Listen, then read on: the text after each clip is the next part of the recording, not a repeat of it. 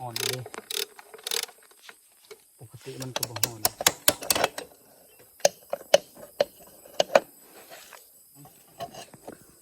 ติดโอ้อันนี้แหละนี่ลูกบีลูกปืนโอ้จบแล้วพี่น้องรถเธอไปจักเป็นยังแล้วมันเสียงดังในกอไฟนี่เนาะรถแกดกอนแกดกอนแกดนี่โอ้ขี่มันออกพี่น้องต้องเซ็กไปเบิ่งแล้ว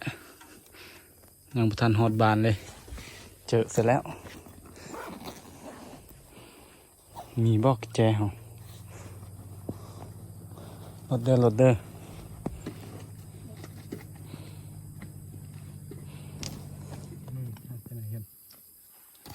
แย่แล้วพี่น้อง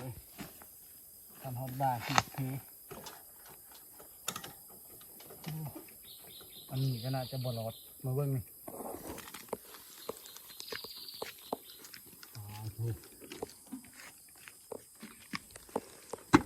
ขอนแล้วพี่น้อง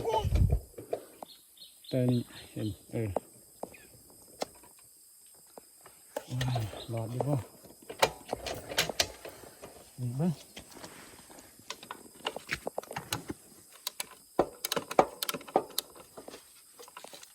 เสียงดังแจ็บแต่แมนมัดออกมัดหลุด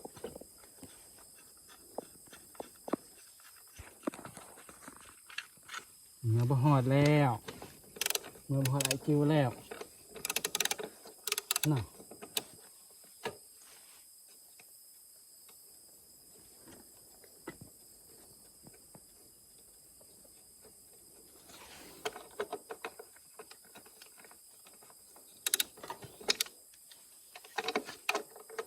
มันคือบ่มีดามมันเนาะดามยาวมันอ่อนเลยปกติมันก็บ่ฮ้อนแล้วทางแบบนี้มันบ่ฮ้อนนี่เบิ่ง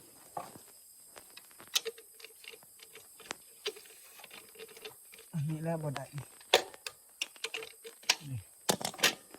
บ่ได้แล้วอันนี้บ่มี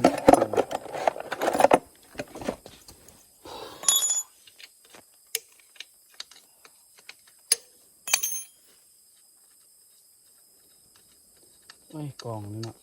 ยืนนิ่งเลยยืนขึ้นก็ได้กันบกนั่งบกเป็นยืนก็ได้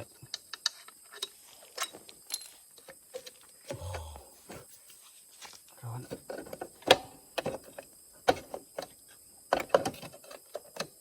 โอ้ยออกบนนี้เอาอันนี้บ่ได้มีบอกแจเบิ้ง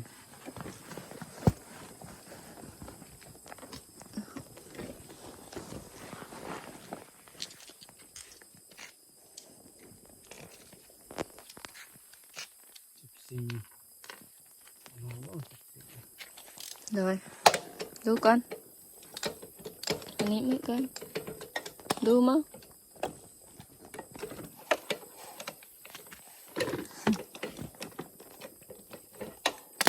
แน่เมื่อบ่ได้แล้วเฮานี่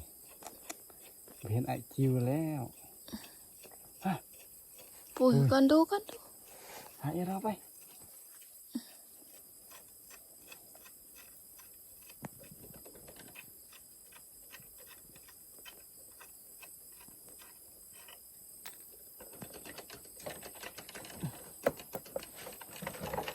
เอาออกบ่ได้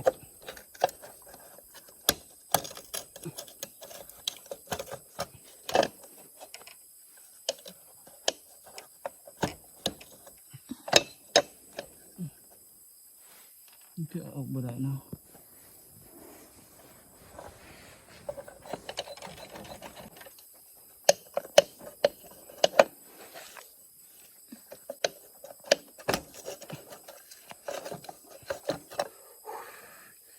ฮอดอีหลี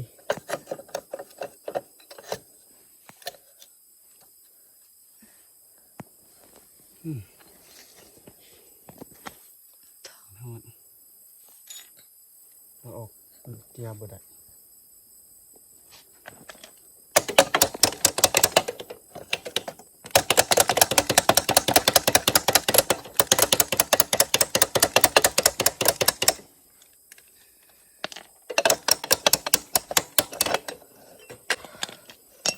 มาเบิ่งกัน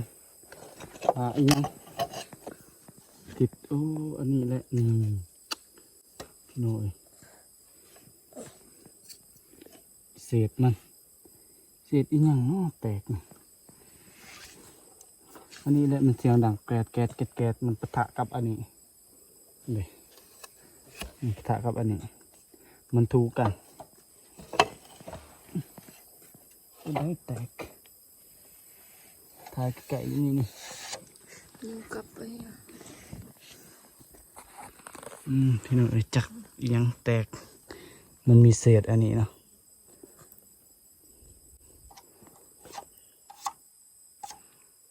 ป้าถูกไปย้อนดอกมันจะมีเสียงแกดแกดแกดแกดบัดอันนั้นบัดตัวนี้ทูครับกองไฟนี่เนาะเสียงดังแกดแกดแกดแกดบ่มีแล้วตีหมดแล้วตี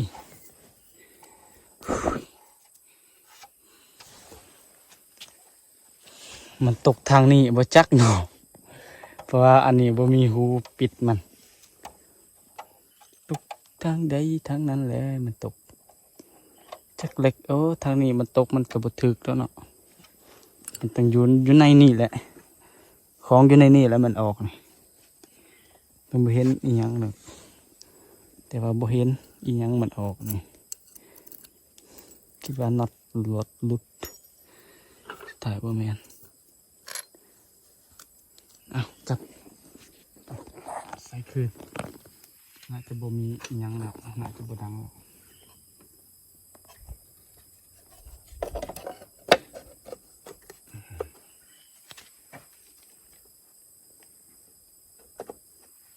มันผ่ามันเด้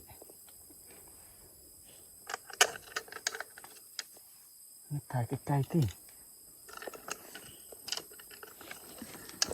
ยืนขึ้นสิไม่ต้องขี้ข้าน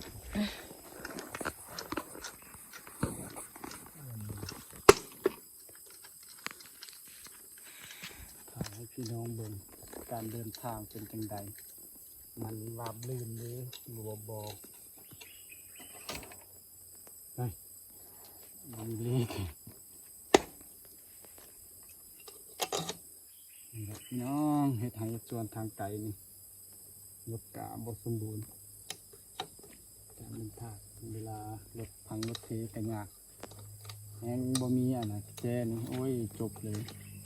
แห้งแล้วเนาะมันบ่มีแจงอันนี้บ่คุณพอสกัวได้อยู่พูดแล้วว่ารถตัวเองเลย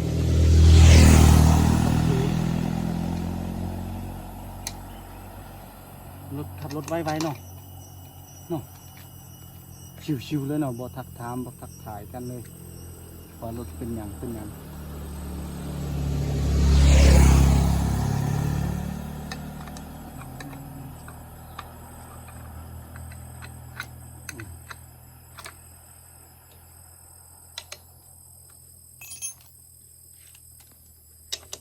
หอดบ้านดิบ่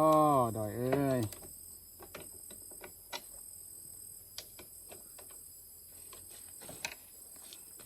ถ่ายมาแต่พุ่นเบิ่งเราบ่เห็นไอ้ดอยน้องดอยเนมนานี่เนมกองมันเป็นเนมนา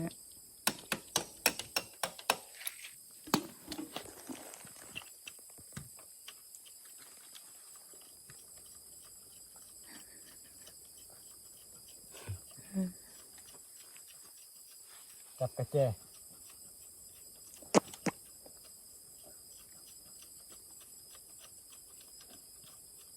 ตัวละนี่nhị ở đâu mà tự tê เสร็จยังแล้วอันนี้มันมาแต่ก้อนแหละแต่ต้นอันนี้ตามเบิ่งมา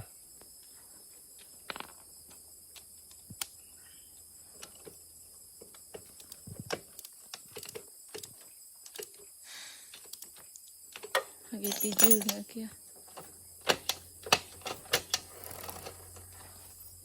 พี่น้องนี่แหละการเดินทางมันบ่ราบรื่นบ่รถ รถบ่าวคุณ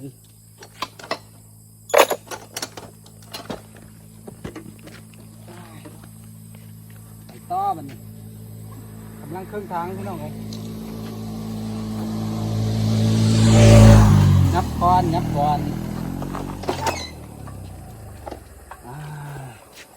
เราเดินทางกำลังครึ่งทางเนาะกลับบ้านจากที่หอดเลยบอพี่น้องได้กะ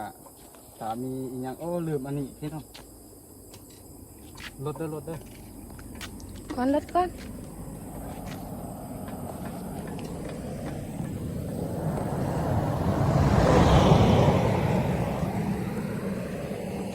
ไป เดินออกซะละ นี่อันนี้แหละพี่น้องยานอยู่ลูกบีลูกปืนแตกเดี๋ยวไปกันต่อพี่น้องมียังคอยอัปเดตตามกันไป